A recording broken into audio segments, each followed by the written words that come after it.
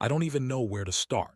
My name is Mark, and this is the story of how I found out my wife, Jessica, was cheating on me with our child's pediatrician.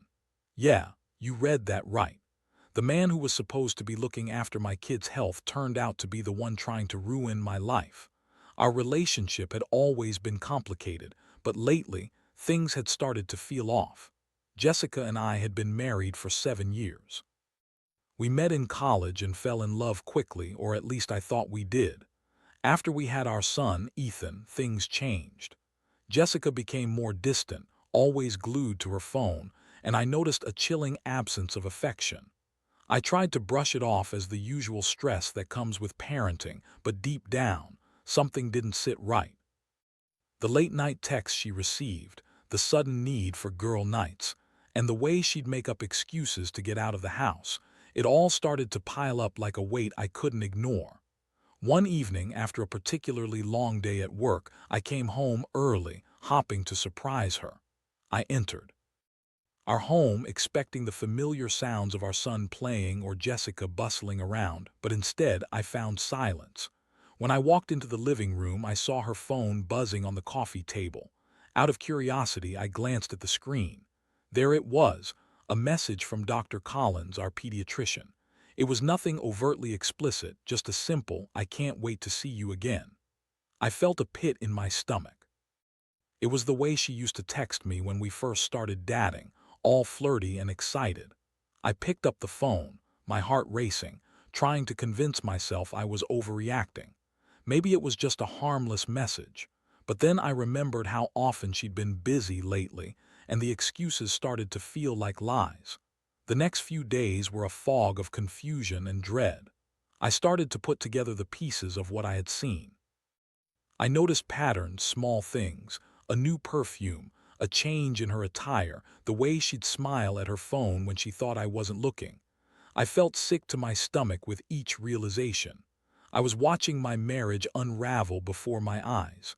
Finally, I decided to confront her. I couldn't keep living with this knot in my stomach.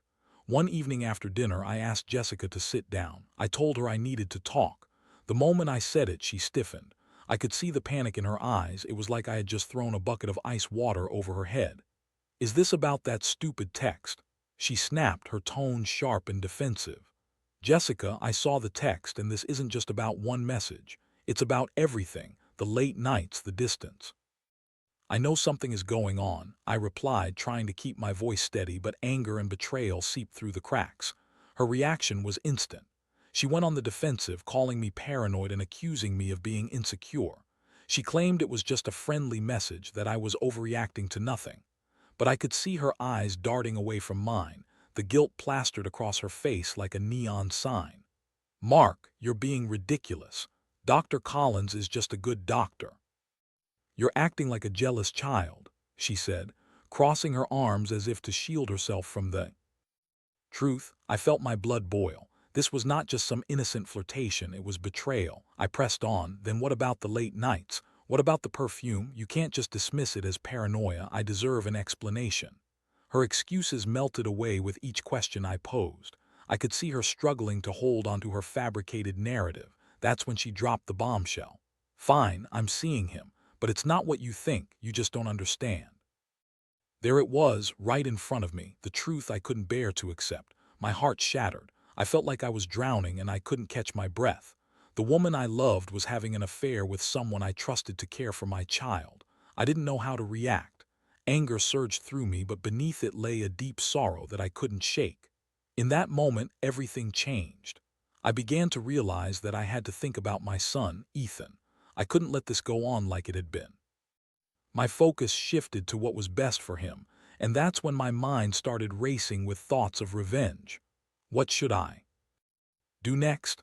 How could I make sure that I wasn't left in the dust while she continued to live her double life? After the confrontation, my world felt upside down.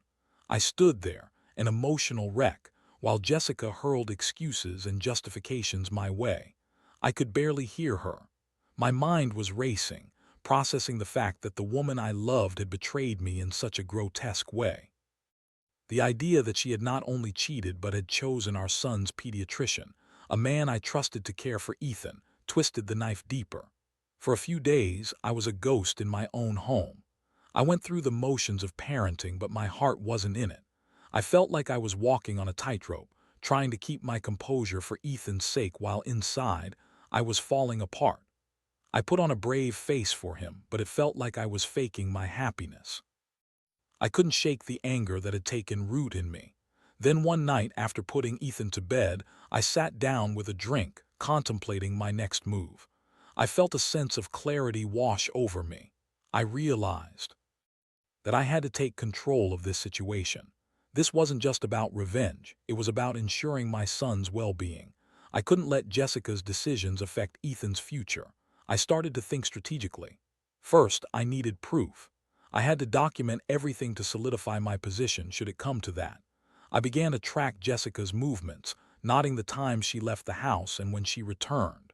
I took screenshots of her texts, including the flirting with Dr. Collins. It felt dirty to spy on her, but I was in survival mode. I also reached out to a friend from college who was a family lawyer. I needed to understand my options, especially when it came to custody. I found out that infidelity could play a role in custody battles, especially when it involved a trusted figure in our child's life.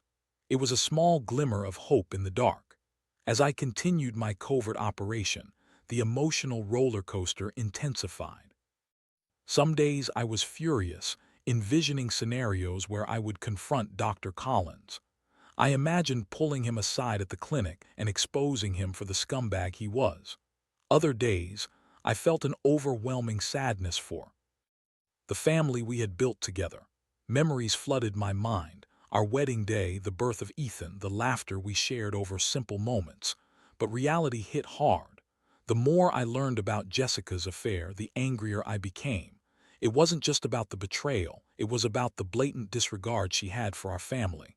I felt like I was in a nightmare I couldn't wake up from.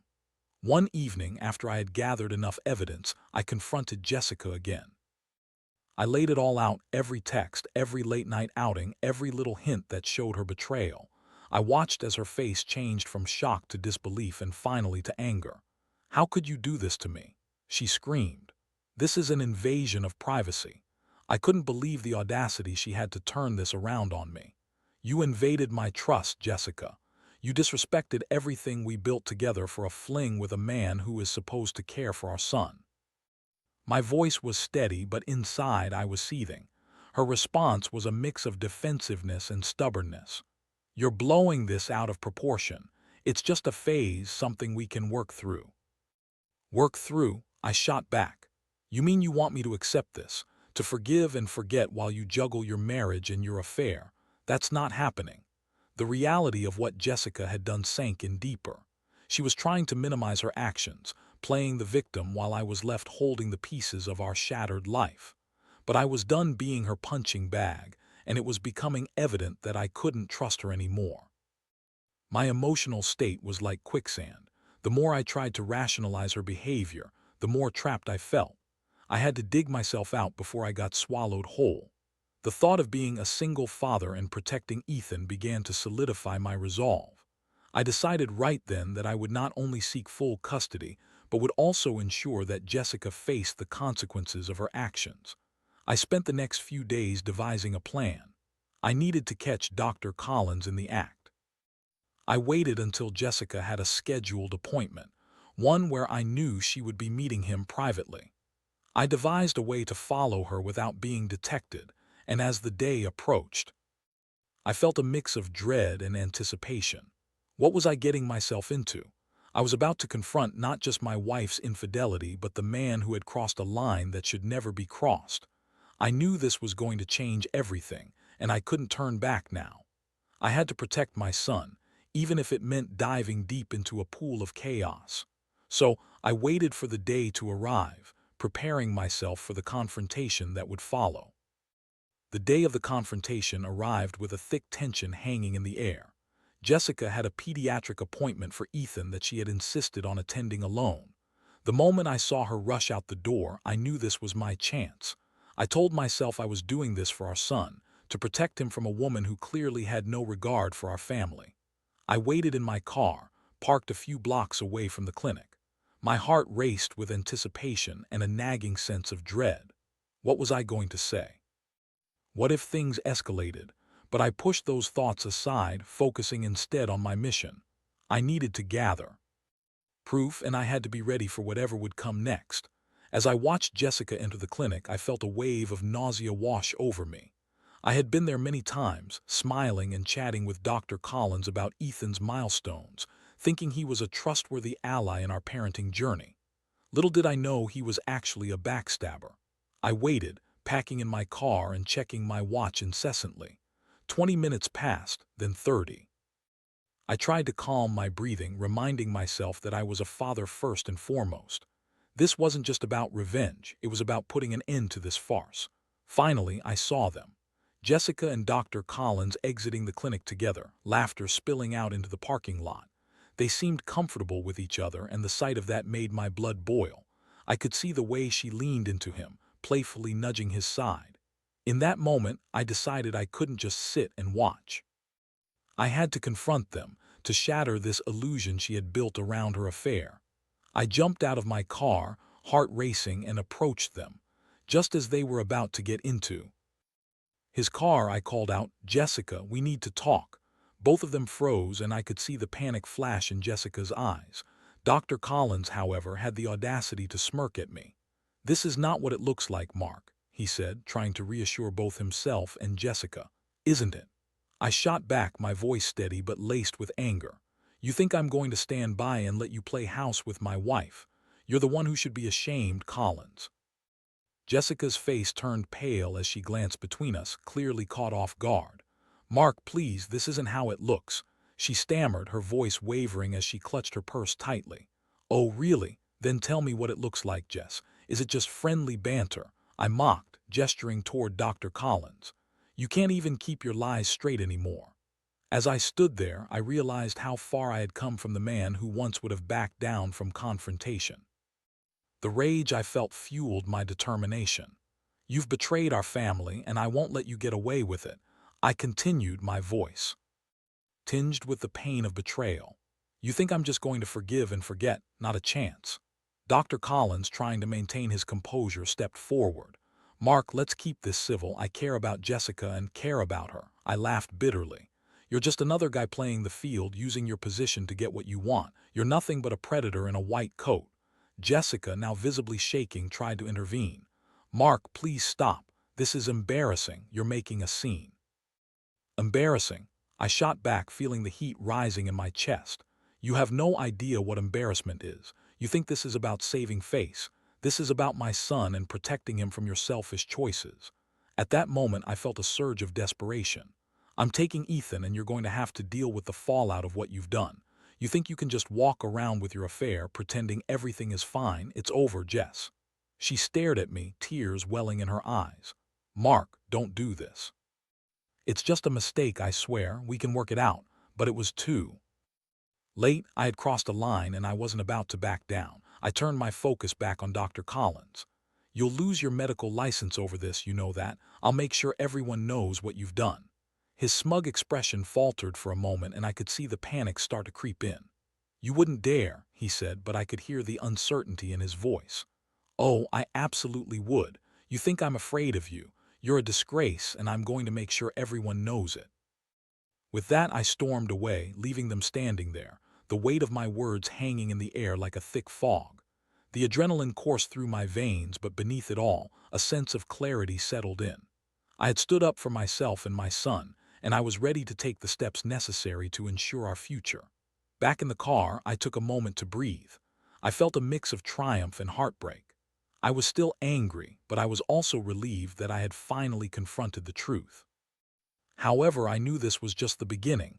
I had to start preparing for the fight ahead, not just for revenge, but for the sake of Ethan's well-being. As I drove home, the reality of what I had done began to sink in. I could no longer ignore the mess our lives had become. The road ahead would be challenging, but I was determined to come out stronger on the other side. I would protect my son and ensure he had a stable, loving environment, free from chaos and betrayal. This was just the first step in my quest for justice, and I was more than ready for what lay ahead.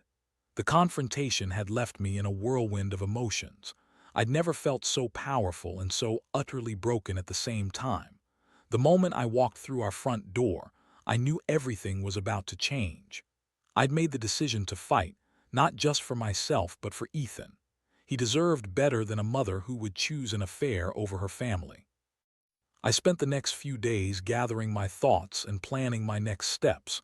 I had reached out to my lawyer, and we began working on a strategy that would emphasize my commitment to Ethan's well-being. I was determined to show that Jessica's actions could have serious consequences, not just for her but for her relationship with our son. One evening, as I sat in my living room, I heard Jessica come home. I braced myself for the inevitable fallout. She walked in, her face a mixture of anger and desperation. "Mark, we need to talk," she shouted, her voice echoing through the house. I turned to face her, my heart racing. "What more is there to say, Jess? You've made your choices clear. Stop acting like you're the victim here. You don't get to dictate my life," she yelled, her eyes blazing with defiance. "Your life? You mean the life we built together, the one you've just thrown away for a fling? Do you even hear yourself?" I shot back, frustration bubbling to the surface. "Mark, I made a mistake. I didn't mean for it to go this far," she pleaded, but I could see the desperation in her eyes, a last-ditch effort to salvage something that was already lost. "It's too late for excuses," I responded coldly. "I can't trust you anymore. You've betrayed not just me but Ethan. He looks up to you, and now he's going to suffer because of your choices." Jessica's face contorted with anger, and she took a step closer to me. "You're being so dramatic. I'm still his mother, and I'm not going anywhere." I shook my head, the weight of her words suffocating. "Do you honestly believe that, after everything that's happened? You think I'm just going to let you waltz back into his life as if nothing happened?" She opened her mouth to respond, but I cut her off, determined to lay it all out there. "I'm seeking full custody, Jessica. I won't let you influence Ethan's life with your selfish decisions. If that means going to court, then so be it." Her face paled at my words, and for a moment I could see the reality of the situation sink in. "You can't do that. You wouldn't take him away from me." Her voice was a mix of anger and fear, and I felt a flicker of guilt at the pain I was causing her, but I couldn't let it sway me. "I'm doing what I have to do to protect him. You've shown me who you really are, and I can't allow you to continue down this path," I said firmly. "If you want to see Ethan, you'll have to earn back my trust and prove you can be a stable and responsible parent." Jessica's expression shifted from anger to desperation as she tried to reason with me. "Please, just give me time. I'll change. I swear I'll end it with him. I can be the mother you want me to be." But I stood my ground, my heart heavy with the decision I'd made. "It's not just about you, Jessica. It's about Ethan. He deserves better than a mother who would risk everything for a fling." The tension in the room was palpable as we stared each other down, the reality of our shattered marriage weighing heavily on both our shoulders. I could see the tears welling in her eyes, but I had to remain resolute. "I'm starting the process tomorrow," I said firmly, my voice steady. "You can choose to fight me, but remember, every action has consequences." With that, I turned and walked away, leaving her standing in the living room, engulfed in her own turmoil. I felt a mix of relief and sadness wash over me. I had taken the first step in a long battle, and there was no turning back. In the days that followed, I met with my lawyer and drafted the necessary paperwork to file for custody. I knew it would be a long and arduous process, but I was prepared to fight tooth and nail for my son. I started documenting every interaction I had with Jessica, along with the evidence of her affair. It felt surreal to be compiling this information, but I knew it was necessary. As the custody case began to take shape, I also focused on strengthening my bond with Ethan. I wanted him to feel loved and secure amidst the chaos. I took him on weekend outings, spent time playing his favorite games, and made a point to involve him in everyday activities. I wanted him to know that even if things were changing, he was my priority. One evening, as I tucked him into bed, Ethan looked up at me with his big, innocent eyes. "Daddy, is Mommy going to be okay?" My heart broke as I looked at him. A sweet boy who'd deserve any of this. I gently stroked his hair and whispered, "Mommy is going to be just fine, buddy. She just needs to figure some things out." "Is she still going to come see me?" he asked, his voice filled with worry. I took a deep breath, trying to keep my own emotions in check. Yes, she will, but things might be a little different for a while. I promise I'll make sure you're happy and safe. Ethan smiled at me, his trust unwavering. In that moment, I was reminded of why I was fighting so fiercely. I was ready to face whatever challenges lay ahead, knowing that I had my son's best interests at heart. As the days turned into weeks, I braced myself for the inevitable fallout from Jessica. I knew she wouldn't go down without a fight, but I was ready. I was prepared for whatever she would throw my way. The stakes were high, but I was determined to protect my son at all costs. It was a battle I was willing to wage, and I was ready for the war to come. The custody battle began with the filing of paperwork, a process that felt both liberating and daunting. I had made my decision, and now there was no turning back. I was ready to face the repercussions of my actions, but as the days went by, I realized just how intense this process was going to be. Jessica hired a lawyer, someone who specialized in family law and was known for being aggressive. I could already see the strategy she was employing. Her goal was to paint me as a neglectful father, someone who was only out for revenge rather than what was best for Ethan. The first hearing was set, and I was filled with a mixture of anticipation and dread. On the morning of the hearing, I rifled through my notes, ensuring I had every piece of evidence neatly organized. I was determined to present the truth, every late-night text, every moment of betrayal. I was ready to show that Jessica had put her desires ahead of her responsibilities as a mother. When we arrived at the courthouse, I could feel the tension in the air.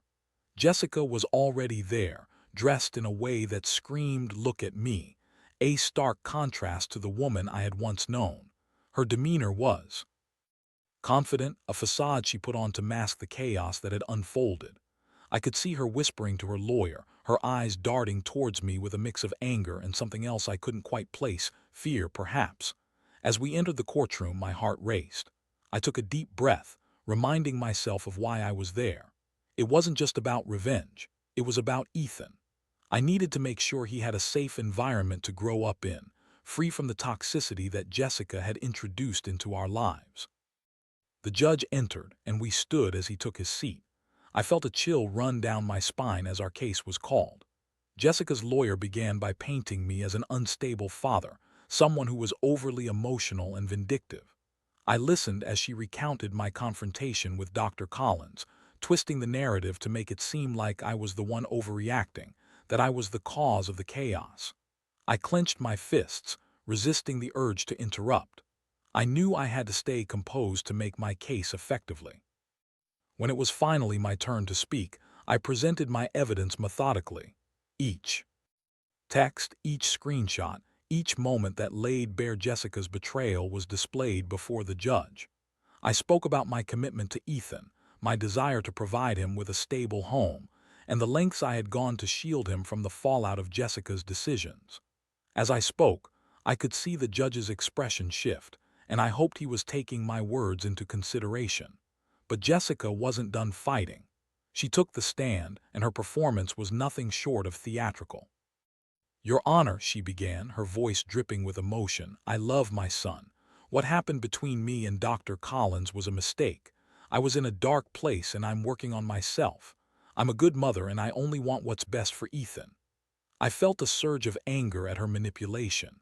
I could see her trying to win sympathy and it made my blood boil, but I stayed silent, letting her speak. She painted a picture of a woman who had stumbled but was now trying to mend her ways, all while conveniently omitting the truth of her actions. When she finished, I had a chance to cross-examine her. I took deep breath, choosing my words carefully. "Jessica, do you believe that your continued relationship with Dr. Collins is in Ethan's best interest?" Her face tightened and she hesitated. Do you believe that exposing him to the man you chose to betray our family with is a good idea?" I pressed, not willing to let her off the hook. She fumbled for a moment, clearly caught off guard. "That's not fair, Mark. Dr. Collins was there for me when you were. Is that what this is about?" I pressed on. "You think that pursuing your desires over our son's stability is acceptable. You think having an affair with someone who was supposed to help our child is a mistake worth justifying with excuses." Her expression faltered, and for a brief moment I saw a crack in her carefully constructed facade. "I'm trying to change," she snapped, her voice rising. "Trying to change," I echoed, shaking my head. "What does that even mean? You're making promises based on what? How can I trust that you won't repeat these actions? You've already chosen pleasure over responsibility." The tension in the room was palpable, and I could see the judge's brow furrowing as he took in our exchange. It felt good to finally confront her, to lay bare the truth of our situation, but I knew it wasn't over yet. After several hours in the courtroom, the judge called for a recess. As we stepped outside, Jessica stormed off, her frustration evident. I felt a mix of triumph and anxiety. I had made my case, but I also knew that this was just the first of many battles to come. In the weeks that followed, the hearings continued. Each session was a reminder of what was at stake, and the emotional toll was immense. Jessica became increasingly combative, trying everything she could to paint me as the villain. I found myself second-guessing my decisions, wondering if I was doing the right thing for Ethan. But with every hearing, I also felt a growing sense of resolve. I was fighting for my son, and I refused to back down. I focused on being a stable presence in Ethan's life, always reminding him that he was loved and cherished. I took him to school every day, attended his soccer games, and made time for our nightly story sessions. Through it all, I made it clear to him that no matter what happened, he was my priority. I reassured him that the love we shared would never change, no matter the chaos surrounding us. And as my bond with Ethan deepened, I felt a sense of clarity. This fight was worth it. Finally, the day arrived for the final court session, and I felt a mix of anticipation and dread. I knew this would be the moment that determined our family's future. As we entered the courtroom, I took a deep breath, reminding myself that I had done everything I could to protect my son. The judge entered, and the atmosphere shifted as we prepared for the decision that would change all our lives.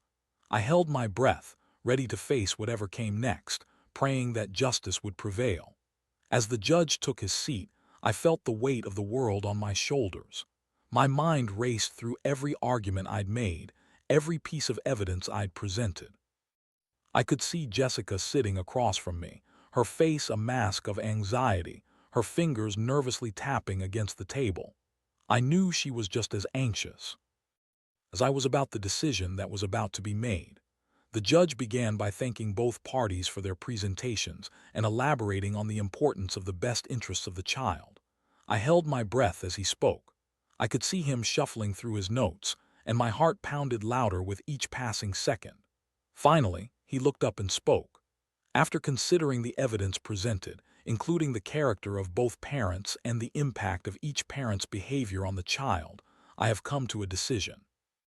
The room fell into a heavy silence, and I could see Jessica tense up, her eyes wide with anticipation.